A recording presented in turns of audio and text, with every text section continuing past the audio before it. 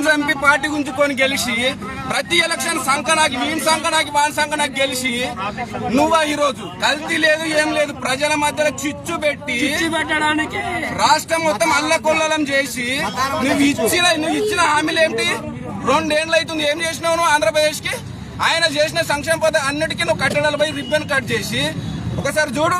Volunteer లేదు ఏమన్నాడు Pawan Kalyan?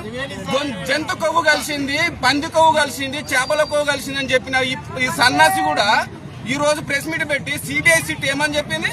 CBI SIT ఉన్నాక వీళ్ళు మళ్ళీ నిన్న కమిటీ ఎందుకు వేసిరు? పీకన్కి వేసిరా?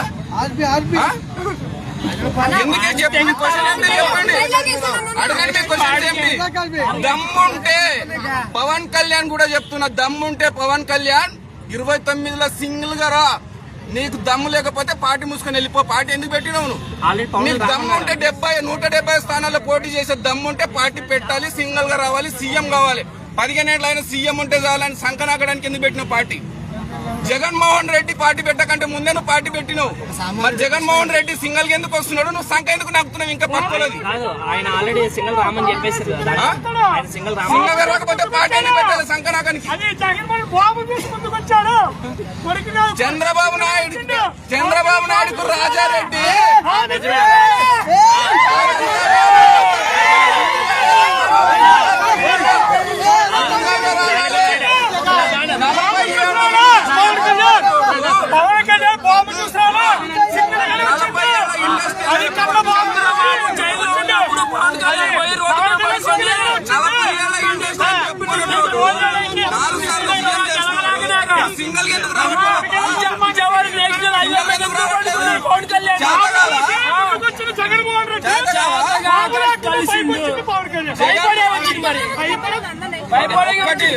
మీడియా మిత్రులకు ఒకటే చెప్తున్నా, కల్తీ లేదు ఏమీ లేదు. రాజకీయంగా జగన్మోహన్ రెడ్డి గారిని రాజకీయంగా జగన్మోహన్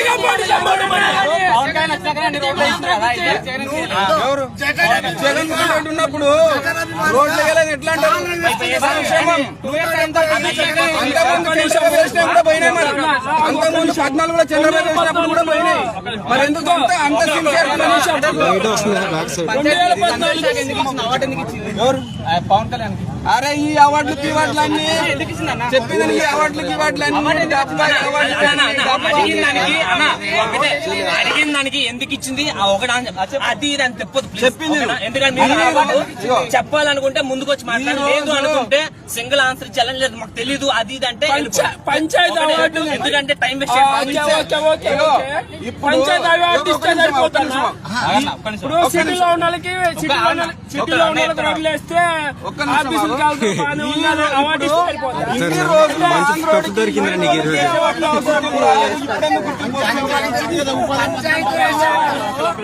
ఎందుకు వస్తుంది? ఒక్క నిమిషం. ఇన్ని రోజులు ఆంధ్రలో అవసరం లేదు, కేంద్రంలో అవసరం. అన్ని అవార్డులు వస్తాయి మనకి కాబట్టి పవన్ కళ్యాణ్ అన్ని అవార్డులు వస్తాయి. బాలకృష్ణ మెంటల్ సర్టిఫికేట్ ఉన్న మంచి అవార్డు వస్తుంది. ఓకేనా? బాలకృష్ణ అసలు ఎలిజిబిలిటీ మైక్ ఎవరిది ఇది? నువ్వు 2 ఏళ్లలో ఏం చేసిండో మీరు చెప్పండి. బాలకృష్ణ అసలు ఎమ్మెల్యేగా ఉండడానికి కూడా అర్హత లేదు. ఆయనకు మానసిక స్థితి బాగాలేదు. ఎలక్షన్ ఆయన మెంటల్ సర్టిఫికేట్లు ఉన్నాయి. అది ఎలక్షన్ కోడ్ లో అది ఒక నిబంధన. మానసిక స్థితి బాగాలేనోడు ఎలక్షన్ లో అనర్హుడు పోటీ చేయడానికి. నువ్వు ఎట్లా ఎమ్మెల్యే అవుతావు?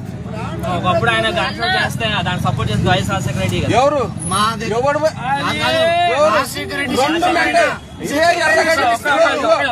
బాలకృష్ణకు ఇదే ఎర్రగడ్డ మెంటల్ హాస్పిటల్ నుంచి ఒక సర్టిఫికేట్ ఉంది.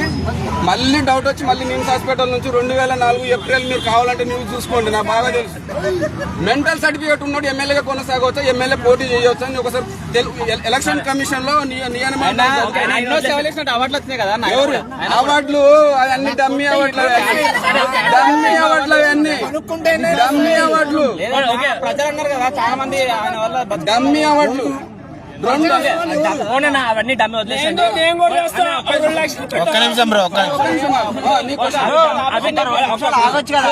డమ్మి అవార్డులే ఓకేనా. కూడా ఆయన మెంటల్ స్టెబిలిటీ లేదని చెప్పి మీరు అంటున్నారు. దాని వల్ల ఒకసారి గన్ షాట్ అయింది, ఆ విషయం అందరూ తెలిసింది. అలాంటి టైంలో అప్పుడు వైఎస్ రాజశేఖర్ ఎలా హెల్ప్ చేసి ఆయన సపోర్ట్ చేసిన ఆయన ఎవరు మరి ఎక్కడ చెప్పు సినిమా డైలాగ్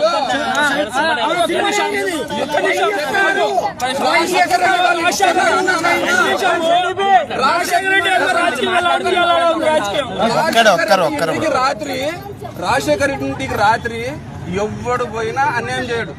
రాజశేఖర రెడ్డి ఇంటికి రాత్రి ఎవరెవరు పోయారు నీకు తెలుసా?